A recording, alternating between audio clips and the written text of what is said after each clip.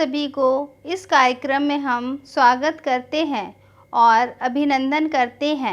सर्वप्रथम यीशु मसीह में आप सभी को नमस्कार।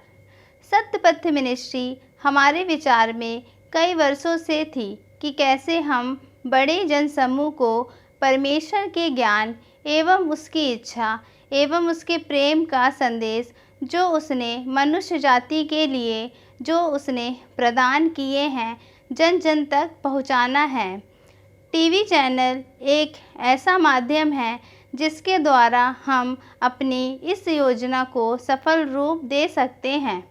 सत्यपथ मिनिस्ट्री श्री जेम्स कुरियन एवं उनके दोनों पुत्र जयंत कुरियन एवं जॉन कुरियन, पुत्री ग्रेस तुहिन दास एवं पुत्रवधू कृपा जयंत एवं प्रियंका जॉन कुरियन इसमें सहभागी होंगे।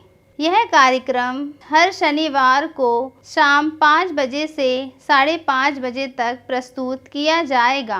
आप सभी से निवेदन है कि इस कार्यक्रम को देखें और आत्मिक लाभ उठाएं। जय मसीह की। आइए हम इस पुराने गीत को गाते हैं जिसका शीर्षक है आभारी हूँ सिर मैं झुकाऊं। आभारी हूँ सिर मैं झुकाऊं, जीवन अर्पण मैं करता हूँ। अमूल्य भेंट इससे अधिक क्या संपूर्ण जीवन मैं सौंपता हूँ। दूर जब जाता हूँ प्रभु के प्रेम से घायल होता प्रभु का मन। अब ना जाऊंगा छोड़ तुझको दूर, मैं सदा तेरे पास रहूंगा। मैं आभारी हूँ सिर मैं झुकाऊं, जीवन अर्पण मैं करता हूँ। अमूल्य भेंट इससे अधिक क्या संपूर्ण जीवन मैं सौंपता हूँ। मन मेरा खींचता जग के विभाव से अभिलाषा जो बांधा मेरा, मसीह के अद्भुत प्रेम के लिए सब बाधा को छोड़ता हूँ। मैं आभारी हूँ सिर मैं झुकाऊं, जीवन अर्पण मैं करता हूँ। अमूल्य भेंट इससे अधिक क्या संपूर्ण जीवन मैं सौंपता हूँ। प्रेम है अगाध प्रभु जो तेरा, सामर्थी हूँ वर्णन के मैं। सदा तक मैं सेवा करूँगा, ऋणी अब हूँ तेरा जो मैं। आभारी हूँ सिर मैं झुकाऊं, जीवन अर्पण मैं करता हूँ। अमूल्य भेंट इससे अधिक क्या संपूर्ण जीवन मैं सौंपता हूँ। संपूर्ण जीवन मैं सौंपता हूँ। आज का हम ये एपिसोड उसको हम आगे लेके जाना चाहते हैं। वो है बाइबल में हमेशा इसका जिक्र किया जाता है। धर्मी और अधर्मी, धर्मी और अधर्मी हर समय हमको देखने को मिलता है। अब हम देखते हैं कि धर्मी कौन है और अधर्मी कौन है। कौन धर्मी है? पवित्र शास्त्र एक जगह कहता है कि कोई भी धर्मी नहीं है, एक भी नहीं है। कोई में धर्मी के जो गुण होना चाहिए वो नहीं है। अधर्मी के सारे गुण हम लोगों में रहते हैं, परंतु धर्मी एक भी नहीं है। मगर कई बार हम शास्त्र में पढ़ते हैं कि कई लोग धर्मी की श्रेणी में लाए गए हैं। उनको कहा गया है कि वो धर्मी व्यक्ति था, धर्म के काम करता था। ईश्वर की प्रभु सत्ता को जो स्वीकार करने वाला है वो धर्मी पुरुष है। वचन के अनुसार चलने वाला कोई व्यक्ति है तो वो भी धर्मी है। जो सही काम करता है वो भी धर्मी है। ईश्वर की प्रभु सत्ता को जो स्वीकार करता है वो भी धर्मी है। और जब हम अधर्मियों की तरफ देखते हैं तो धर्मी तो सही काम करने वाले को बोल, न्यायोचित जो काम होते हैं, तर्क संगत जो काम होते हैं वो करने वाला है। मगर हम अधर्मियों को देखते हैं तो जो गलत काम करता है, जो गलत दिशा में जाता है वो अधर्मी है। ईश्वर की प्रभु सत्ता को अस्वीकार करने वाला वो जन अधर्मी है। वचन से विपरीत चलने वाला वो व्यक्ति अधर्मी है। ईश्वर रहित वो अधर्मी व्यक्ति है। हमारे जीवन में हमको धर्मी बनने की चेष्टा करना चाहिए। हालांकि वचन कहता है कि परमेश्वर की दृष्टि में कोई भी धर्मी नहीं, एक भी नहीं। रोमियो 3 उसका 10 हम पढ़ते हैं तो हम देखते हैं कि प्रभु ने कहा कोई धर्मी नहीं, एक भी धर्मी नहीं। अब हम जब क्रूस की तरफ जाते हैं, सुसमाचारों को पढ़ते हैं तो वहाँ पर एक पलटन का सरदार हमको देखने को मिलता है। उसके बारे में उसने वहाँ पर उल्लेख होता है। वो सूबेदार था, उस पलटन का इंचार्ज था जिसने प्रभु यीशु मसीह को क्रूस पर चढ़वाया। उसने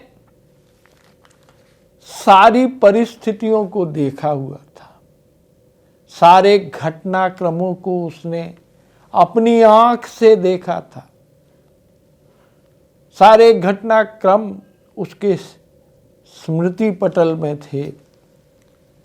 उसने एक वक्तव्य दिया है, लूका का सुसमाचार, उसमें हमको देखने को मिलता है। लूका के सुसमाचार में हमको पढ़ने को मिलता है कि प्रभु यीशु मसीह के बारे में सूबेदार ने, वो पलटन के सरदार ने क्या कहा। लूका का अध्याय 23 उसका 47 पद को हम पढ़ेंगे। 23 का 47। सूबेदार ने जो कुछ हुआ था देखकर परमेश्वर की बड़ाई की। उसको निश्चय हो गया कि प्रभु यीशु मसीह परमेश्वर का पुत्र है। उसने परमेश्वर की बढ़ाई की, जो कुछ भी उसने देखा शुरू से अंत तक, वो उस क्रूसीकरण में, उसको क्रियान्वयन करवाने में वो लिप्त था। ये सूबेदार वो कहता है यह मनुष्य धर्मी था, निश्चय यह मनुष्य धर्मी था। उसको निश्चय हो गया कि प्रभु यीशु मसीह ही संसार में धर्मी है। ये मनुष्य धर्मी था, इसने लोगों के पापों के लिए अपना प्राण त्याग दिया। ये एक धर्मी पुरुष है। और पहला यूहन्ना 2:1 हम पढ़ेंगे तो उसमें लिखा है, धार्मिक यीशु मसीह, हमारा प्रभु धर्मी है और कोई धर्मी नहीं है, और कोई उस श्रेणी में लाया नहीं जा सकता। याकूब के पत्री में यदि हम देखते हैं, उसके 5:16 में वहाँ पर एक चीज उल्लेखित है। उसमें लिखा है, धर्मी जन की प्रार्थना के प्रभाव से बहुत कुछ हो सकता है। प्रकाशित वाक्य को जब हम पढ़ेंगे तो हमको देखने को मिलता है कि जो पवित्र है, जो न्यायी है, न्याय करने वाला ईश्वर है। प्रभु यीशु मसीह न्याय करने वाला है, न्याय करने आएगा। वो धर्मी है। उस धर्म की हमको जरूरत है। फिर आगे हम देते हैं कि हमको सांसारिक अभिलाषाओं से मन फेरना है, संयम, धर्म और भक्ति से अपना जीवन व्यतीत करना है, पवित्रता, ईमानदारी, संपूर्णता, सत्य, निर्भीकता से अपना जीवन को निर्वाह करना है। यदि हम अपना जीवन ऐसे निर्वाह नहीं करेंगे तो हम भी अधर्मियों की श्रेणी में आएंगे।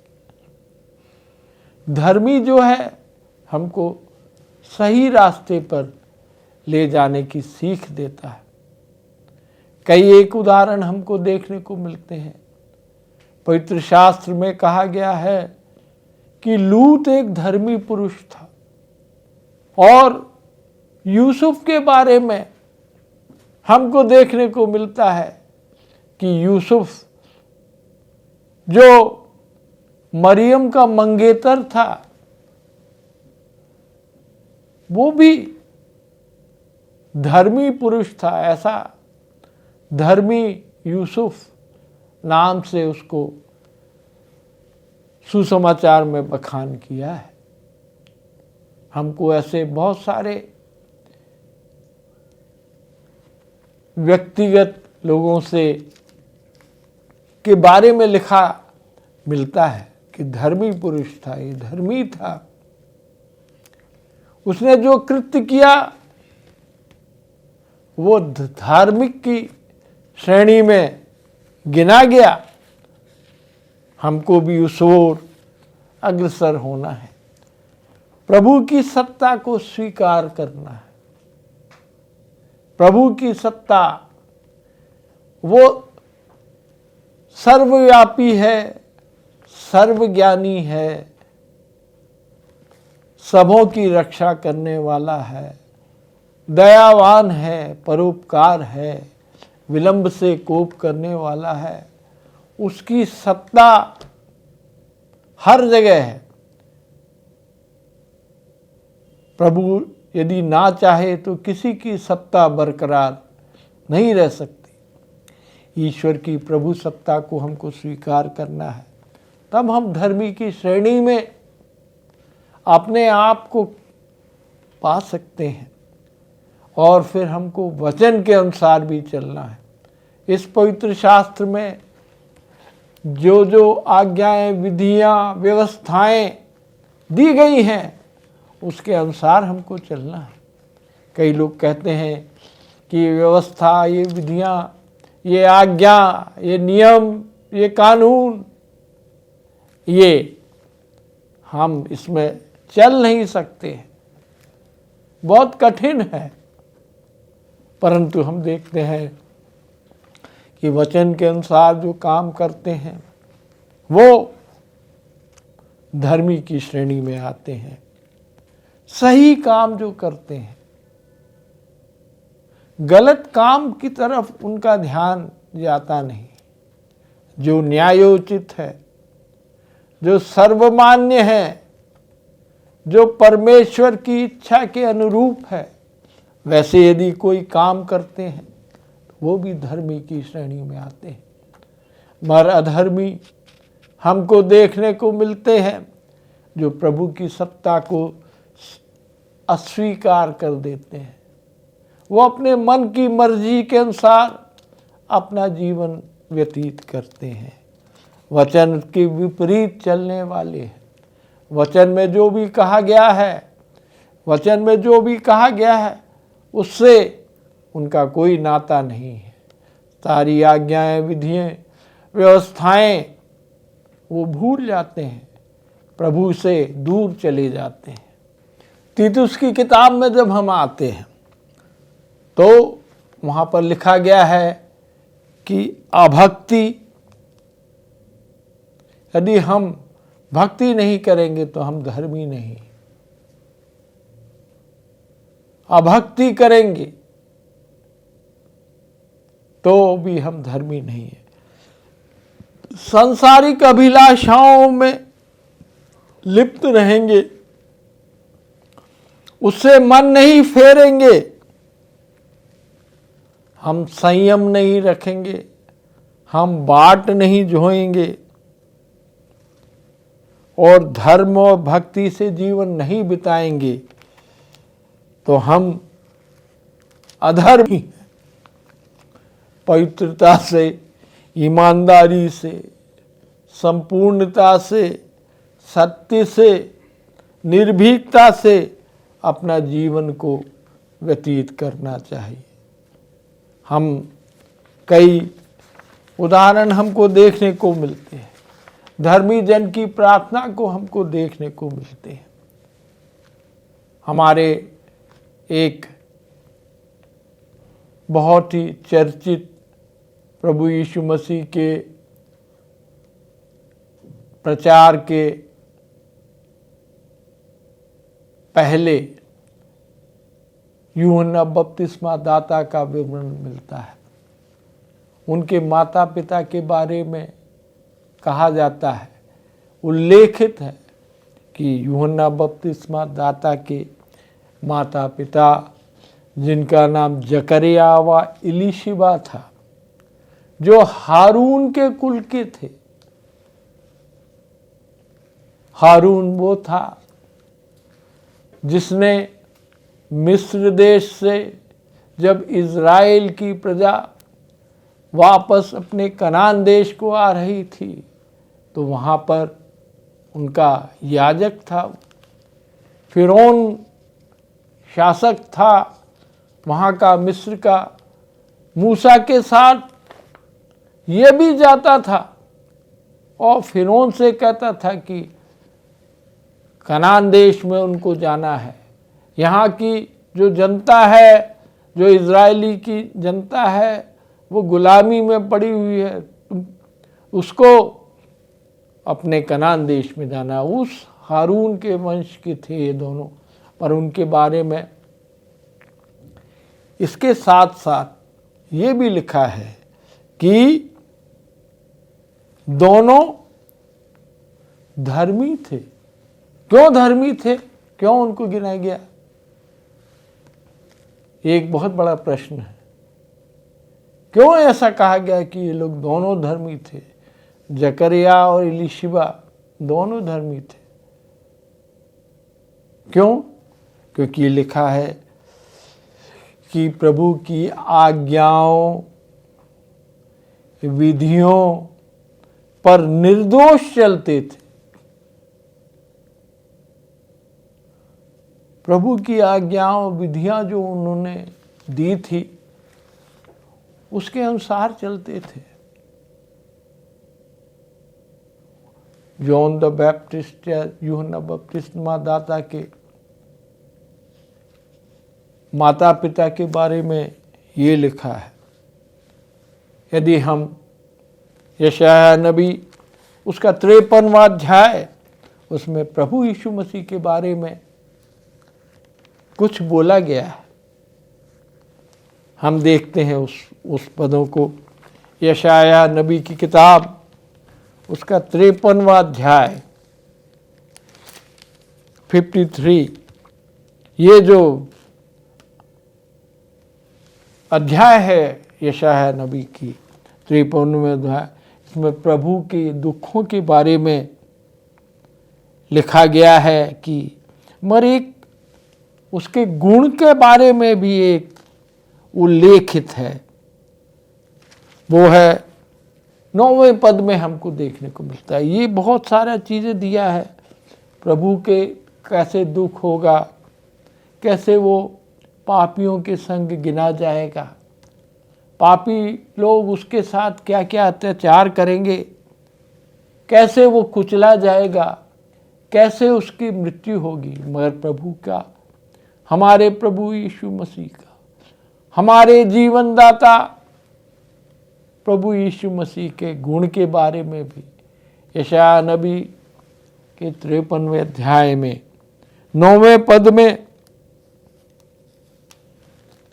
उसके निचले भाग में, 9वें पद के निचले भाग में उसके गुण बताए। मैं पढ़ता हूँ यशायाह नबी उसका 53वां अध्याय और 9वां पद। यद्यपि उसने किसी प्रकार का उपद्रव ना किया था, परमेश्वर ने कभी भी वायलेंस का सहारा नहीं लिया। प्रभु यीशु मसीह ने कभी कोई उपद्रव नहीं किया। और फिर एक और गुण भी बताया है, उसके मुंह से कभी छल की बात नहीं निकली थी, धोखाधड़ी की कोई बात नहीं निकली थी। वो धर्मी पुरुष था, उसने कभी उपद्रव नहीं किया, उसके मुंह से कभी छल की बात नहीं निकली, और वो धर्मी पुरुष था, किसी प्रकार का उपद्रव ना किया। हमारे अधर्मों के कारण वो कुचला गया, हमारे रोगों को उसने सह लिया। हमने उसको दुर्दशा में पड़े हुए व्यक्ति के स्वरूप में देखा है। उसने हमारे लिए हमारे अधर्मों को उठा लिया,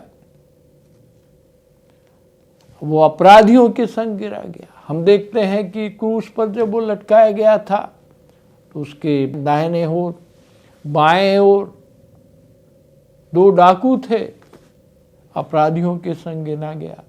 हमारा प्रभु यीशु मसीह, उस बलिदान को जब हम देखते हैं, हालांकि उसने कभी कोई छल नहीं किया, ना ही कोई उपद्रव किया। उसने उस क्रूस पर भी अपराधियों के लिए विनती किया। क्रूस के 7 वचन यदि हम देखेंगे तो हम देखते हैं कि उसने प्रार्थनाएं की। उसने कहा कि हे पिता इन्हें क्षमा कर, हे पिता इन्हें क्षमा कर, क्योंकि ये नहीं जानते कि वो क्या कर रहे हैं। ऐसा महान हमारा प्रभु यीशु मसीह है। हमको छुटकारा देने के लिए वो क्रूस पर चढ़ गया। वो धार्मिक यीशु मसीह था।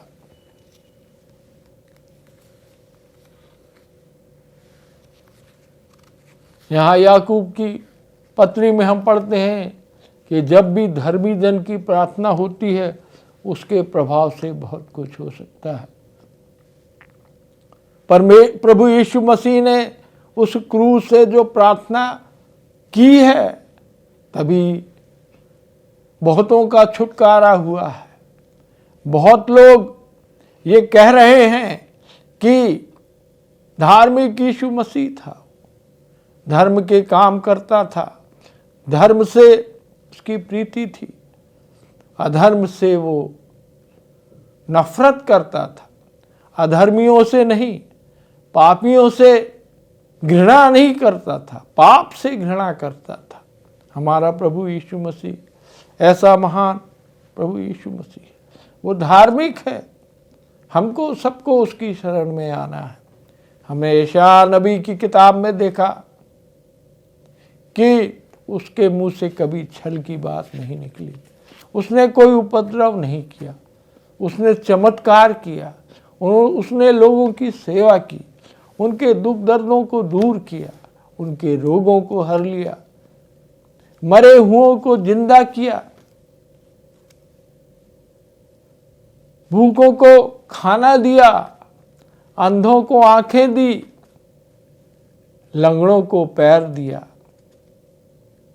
और जो गिरे हुए थे, जो पतित थे, उनको उसने उठाया, अपनी संतान बनाया। और आज भी वो हम सबों को अपनी अपनी संतान बनाने के लिए इच्छुक है, और आज वो सबको संतान बना रहा है। जो भी उस पर विश्वास करेगा वो उसका संतान कहलाया जाएगा।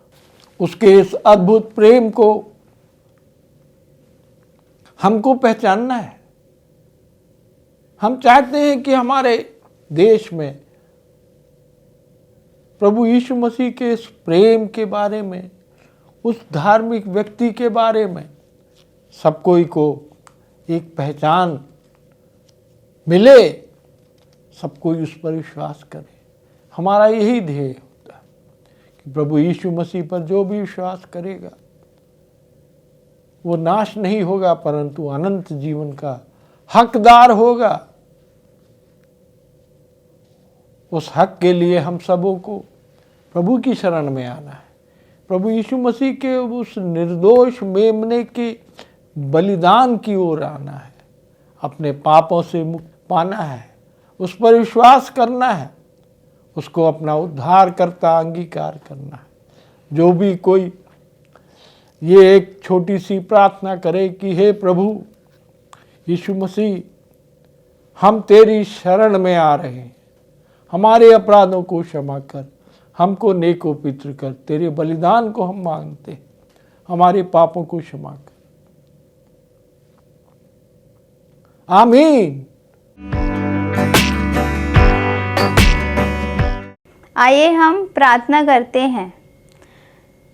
हे परमेश्वर, आपने जीवन हमें दिया है पिता, उसके लिए धन्यवाद करते हैं। हमको जो वचन दिया गया है पिताजी, वो हम फलवंत कर सके, ऐसे हम आपसे प्रार्थना करते हैं। हम प्रभु यीशु मसीह के प्रेम को चख सके, आपके नाम को ऊंचा कर सके पिता, ऐसे हम आपसे विनती और प्रार्थना करते हैं। आपकी आशीष हम पाएँ, आपके विश्वास में हम बढ़ते जाए, ऐसे हम विनती और प्रार्थना करते हैं। यीशु मसीह के नाम से मांगते हैं, आमीन।